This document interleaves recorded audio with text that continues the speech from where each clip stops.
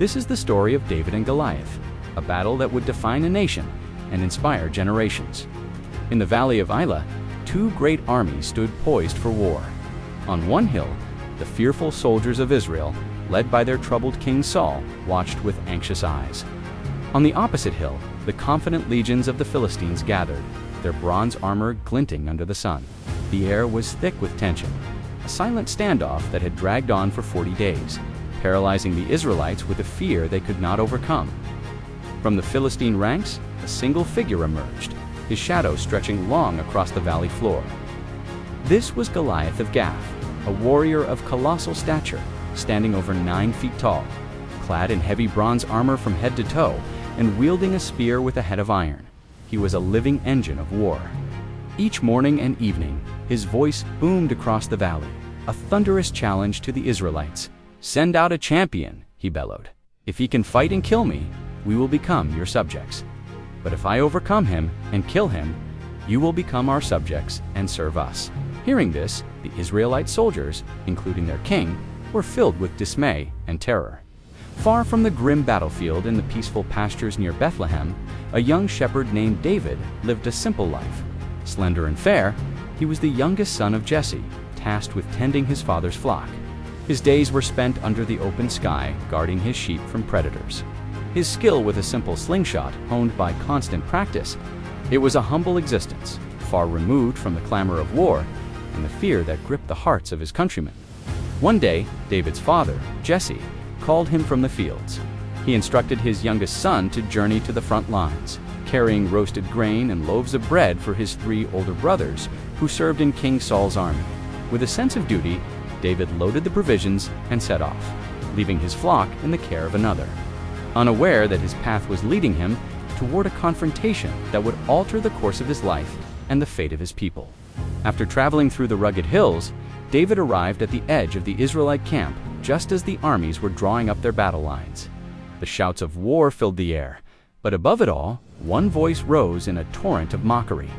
It was Goliath, repeating his daily taunt. David saw his brothers and all the soldiers of Israel recoil, their faces pale with fear. As he listened to the giant defy the armies of the living God, a fire ignited within him, a mix of surprise, indignation, and unwavering resolve. In that moment, the young shepherd's journey took a new, unwritten turn. This pivotal moment set the stage for one of history's most iconic showdowns. What follows is not just a battle of strength, but a clash of spirit and faith.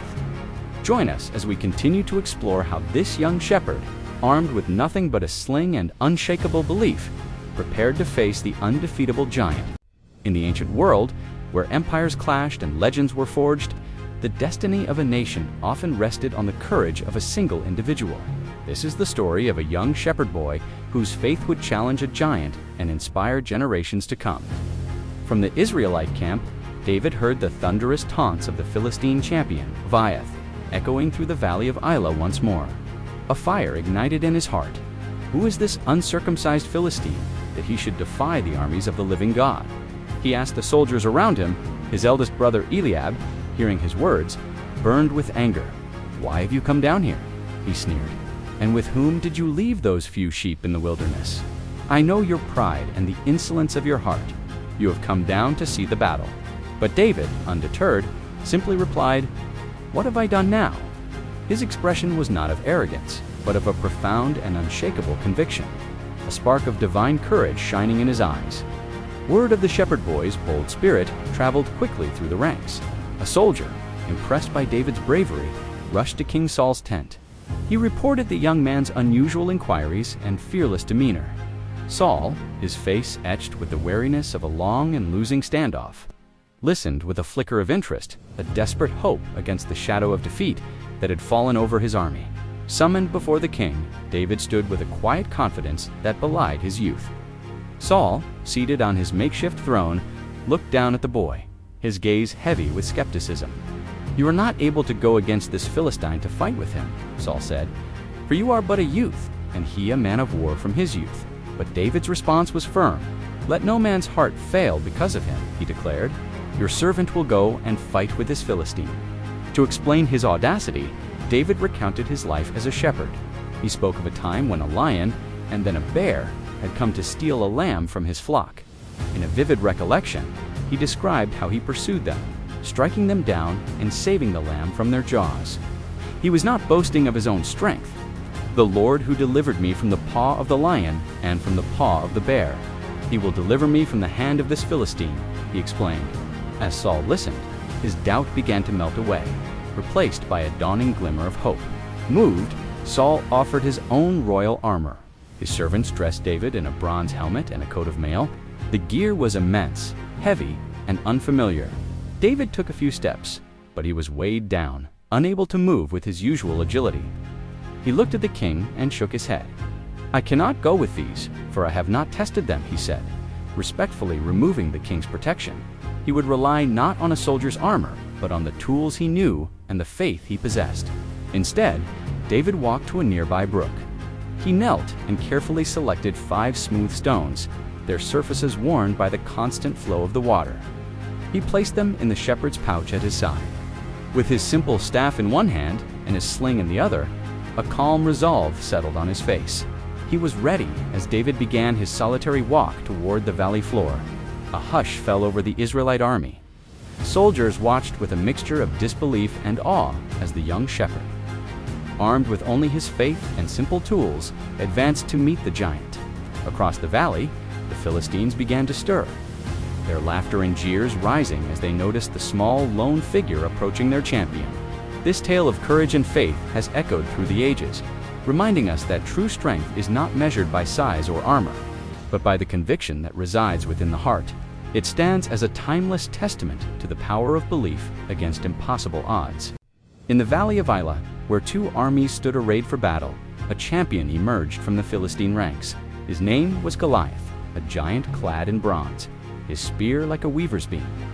For 40 days he had defied the armies of Israel, his voice a thunderous taunt that struck fear into the hearts of King Saul's soldiers.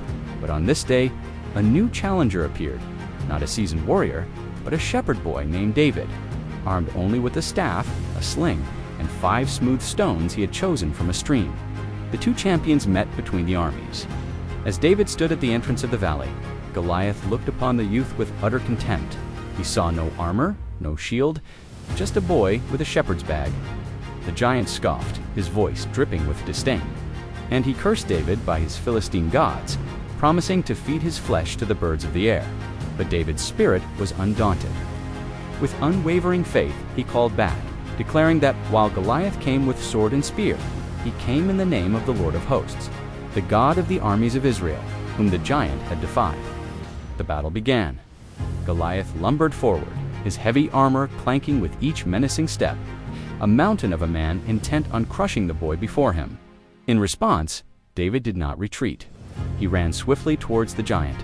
As he closed the distance, his hand dipped into his shepherd's bag, his fingers closing around a single, smooth stone. In a fluid motion, he fitted the stone into the leather pouch of his sling, his focus absolute. The decisive moment arrived. David whirled the sling above his head, once, twice, the simple weapon becoming an extension of his will. With a final, powerful rotation, he released the stone. It whistled through the air, a small projectile on a trajectory of divine purpose. The stone struck Goliath squarely on his forehead, sinking into his flesh. The giant's eyes rolled back in their sockets. He stumbled, his massive frame wavering for a moment before he collapsed, falling face down to the ground with a thunderous, earth-shaking impact. Victory was secured in that single, stunning blow. David ran to the fallen champion, and without hesitation, he drew Goliath's own formidable sword from its sheath. Standing over the giant, David severed his head, holding it aloft for all to see. A collective gasp of shock and dismay rippled through the Philistine ranks, while the Israelite army, moments before paralyzed by fear, erupted in a triumphant roar that echoed through the valley. The sight of their fallen champion broke the Philistines' will. Panic set in, and they turned and fled. Emboldened by David's incredible victory, the soldiers of Israel surged forward, chasing their terrified enemies, pursuing them all the way to the gates of Ekron and Gath. The rout was complete, and the Israelites returned from the chase, carrying the spoils of a battle won not by might, but by faith. David, still carrying the gruesome proof of his victory, was brought before King Saul. The king, who had watched the duel unfold, looked upon the young shepherd with a mixture of awe and profound relief. The long shadow of fear that Goliath had cast over Israel was finally lifted. David then took the giant's head to Jerusalem, a powerful symbol of the victory, and an enduring testament to the triumph of unwavering faith over impossible odds.